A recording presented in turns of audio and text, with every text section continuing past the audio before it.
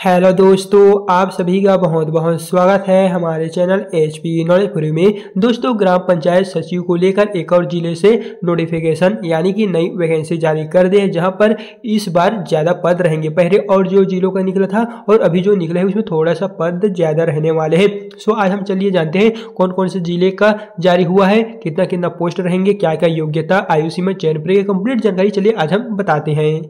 जैसे फ्रेंड्स यहाँ पर आप इस प्रेस विज्ञप्ति में देख सकेंगे, कार्यालय जिला पंचायत जिला उत्तर बस्तर कांकेर छत्तीसगढ़ की ओर से इस नई वैकेंसी को जारी कर दिया है, जहां पर ग्राम पंचायत सचिवों के विभिन्न पदों पर भर्ती किया जाएगा। एंड वहीं एक स्टूडेंट ने हमें कमेंट किए थे कि सर आप कांकेर का बताइए। तो दोस्तों ये उन लोगों के लिए है जो कांकेर जिले से हैं। एंड आप कौन से जिले से हैं वो आप हमें जल्दी से कमेंट में बता दीजिएगा। अगला वीडियो हम उसी जिले के ऊपर बनाएंगे, तो जल्दी से आप कौन से जिले से हैं वो बता दीजिएगा। यहाँ पर है ग्राम पंचायत सचिव पंचायत कर्मी के रिक्त पदों पर नियुक्ति के लिए। दोस्तों यहाँ पर आप देख सकेंगे ये जो है लेटेस्ट अपडेट जारी हुआ है। तो चलिए इसमें पूरा क्या क्या रखा गया है वो हम जानते हैं। सो यहाँ पर आप देख सकेंगे इस बार जो पद रहने वाले हैं वो थोड़ा सा ज्यादा है बाकी जिलों के मुकाबले।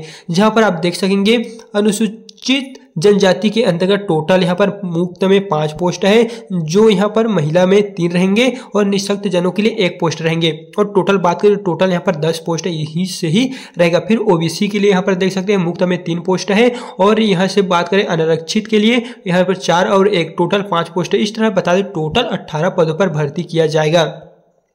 इन बात करें योग्यता की, तो योग्यता आप लोगों को पता है इसमें 12 मांगा गया है। अगर आप 12वीं किसी भी स्ट्रीम किसी भी सब्जेक्ट से पास आउट है तो इसमें फॉर्म भर सकेंगे। साथ ही आपको कंप्यूटर का थोड़ा बहुत नॉलेज होना चाहिए, क्योंकि यहाँ पर आप देख सकेंगे डाटा एंट्री ऑपरेटर या प्रोग्रामिंग में आपका 1 वर्षीय डिप्लोमा होना चाहिए। और अधिक आप जानना चाहते हैं तो आप हमें कमेंट में अपना जो भी प्रॉब्लम होगा वो बता सकते हैं। देन यहाँ से चलिए हम नीचे की ओर आते हैं। इन पदों का विवरण तो हमने जान लिए हैं, साथ ही चयन प्रक्रिया बता देते हैं। यहाँ पर दोस्तों इसमें किसी भी तरह का आपको कोई भी परीक्षा नहीं होगा, सिर्फ मेरिट बेस के आधार पर होगा। यानी कि आपने 12वीं में जो भी परसेंटेज पाए होंगे उसी के बेसिस पे ये होगा। जहां पर 12वीं में आप जितना भी परसेंट पाए होंगे उसका सिर्फ 50% लिया जाएगा।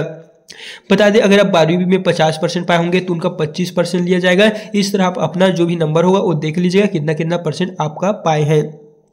फिर यहाँ पर है उच्चतर शैक्षणिक योग्यता। अगर आप स्नातक यानी कि ग्रेजुएशन किए हैं तो आपको 5 नंबर मिलेगा, और नहीं किए हैं तो ये 5 नंबर कट हो जाएगा। और यदि आपने ग्रेजुएशन के आगे पोस्ट ग्रेजुएशन किए हैं तो आपको 5 नंबर मिलेंगे, अगर नहीं किए हैं तो ये नंबर कट हो जाएगा। फिर नेक्स्ट है कंप्यूटर कौशल परीक्षा में प्राप्त अंकों का एक कंप्यूटर टेस्ट होगा। जैसे कि हमने कहे थे कि आपको कंप्यूटर का थोड़ा बहुत नॉलेज होना चाहिए। यहाँ पर 25% कंप्यूटर से लिया जाएगा। और शासन द्वारा मान्यता प्राप्त संस्था से ग्रामीण विकास में अगर स्नातकोत्तर डिप्लोमा की है तो आपको 10 नंबर मिलेगा, और नहीं किए हुए तो ये 10 नंबर भी आपसे कट जाएगा, नहीं मिलेगा। और यहाँ पर नीचे की ओर आएंगे तो यहाँ पर और देख सकेंगे रोजगार सहायक पद पर कार्य करने का अगर आपके पास एक्सपीरियंस होगा तो उसका 5 अंक दिया जाएगा, और ये सभी में डिस्ट्रीब्यूट है। प्रत्येक वर्ष 1 अंक माना जाएगा, यानी कि 5 अंक है तो 5 वर्ष के हिसाब से आपका दिया जाएगा। और यहाँ पर आयु सीमा बात करें तो आयु सीमा यहाँ पर है 18-35। अगर आपका आयु 18 से लेकर 35 वर्ष के बीच में है तो आप इसे फॉर्म भरने के लिए एलिजिबल हैं। और चलिए बात करते हैं इसमें आपको फॉर्म कब से कब तक भरना है, तो हम आगे की ओर जानेंगे। पहले चलिए बता देते हैं कि इसमें आपको फॉर्म कब से कब तक भरना है, उसके लिए यहाँ पर क्या क्या प्रोसेस रहने वाले हैं। तो दोस्तों यहाँ से हम नीचे की ओर आते हैं, और यह जो फॉर्म होगा वो पूरी तरह से ऑफलाइन होगा। आप ऑनलाइन मोबाइल से नहीं भर सकेंगे, इसे आपको पोस्टमैन के माध्यम से, कुरियर के माध्यम से, स्पीड डाक पोस्ट के माध्यम से सेंड करना होगा। तो यहाँ पर है ग्राम पंचायत सचिव पंचायत कर्मी के पद हेतु आवेदन पत्र का प्रारूप यहाँ पर आवेदकों द्वारा स्वयं भरा जावे। अभ्यर्थी स्वयं का एक प्रमाण पत्र यहाँ पर लिखा गया है, प्रमाणित नवीनतम फोटो। तो ये जो प्रमाण पत्र का है या फिर PDF का है, इसे आपको कहीं से प्रिंट आउट लेके रख लेना है। फिर स्वयं का एक फोटो लगा लेना है जो अभी का हाल ही में आपका खींचा हुआ होना चाहिए, लेटेस्ट वाला। फिर यहाँ पर है आवेदक आवेदिका का पूरा नाम आपको हिंदी में डालना है, अंग्रेजी में डालना है। फिर यहाँ पर अगर पिता पति जो भी आप अपने अकॉर्डिंग डाल लीजिएगा वो डाल सकते हैं। फिर लिंग में मेल फीमेल आप जो भी है वो देख लीजिएगा। फिर यहाँ पर पूछा जा रहा है डेट ऑफ बर्थ, तो यहाँ पर डेट ऑफ बर्थ का अंकों में तिथि डाल देना है, शब्दों में डाल देना है, और आपका 1/1/2025 के अनुसार कितना आयु हो रहा है। हमने बताया थे 18 से 35 वर्ष वाले ही इसमें फॉर्म भरने के लिए एलिजिबल है। फिर आपका वर्ग अनुसूचित जाति, अनुसूचित जनजाति, अन्य पिछड़ा वर्ग, ST SC OBC कौन सी कैटेगरी से है वो आप यहाँ से डाल सकते हैं। फिर है पत्र व्यवहार का वर्तमान पता, तो आपका जो भी पता होगा वो आप इतना बॉक्स में एंटर कर सकते हैं, जैसे कि ग्राम, पोस्ट, जिला और राज्य, इतना आप कर लेंगे तो आपका जो है वो पता पूरा फिलअप हो जाएगा।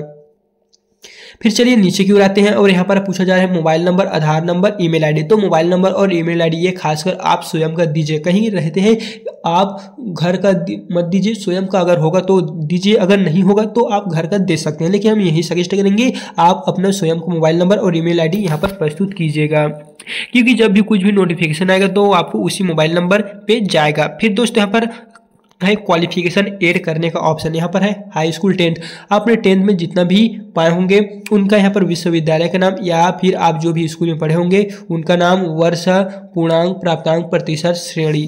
फिर हायर सेकेंडरी किए होंगे तो उसका इस तरह पूरा डाल लीजिएगा। स्नातक किए होंगे तो डाल लीजिएगा, नहीं किए होंगे तो इसे ब्लैंक रहने दीजिएगा। स्नातकोत्तर किए होंगे तो डाल दीजिएगा, नहीं किए होंगे तो नहीं डाल दीजिएगा। और यदि आपके पास डिप्लोमा की है जैसे कि DCA, PGDCA, स्टेनोकोपा, कोई भी आपके पास 1 वर्षीय डिप्लोमा डाटा एंट्री ऑपरेटर के तहत है तो आप यहाँ पर उसका जानकारी जो है डाल दीजिएगा, कितना परसेंटेज पाए हुए हैं, कौन से वर्ष में पास किए हुए हैं, कौन से स्कूल से, कौन से ITI से, पूरा डाल दीजिएगा। फिर है अगर आप ग्रामीण विकास में स्नातकोत्तर डिप्लोमा है तो भी आप डाल सकते हैं, और नहीं किए हैं तो आप इसे ब्लैंक ही रहने दीजिएगा।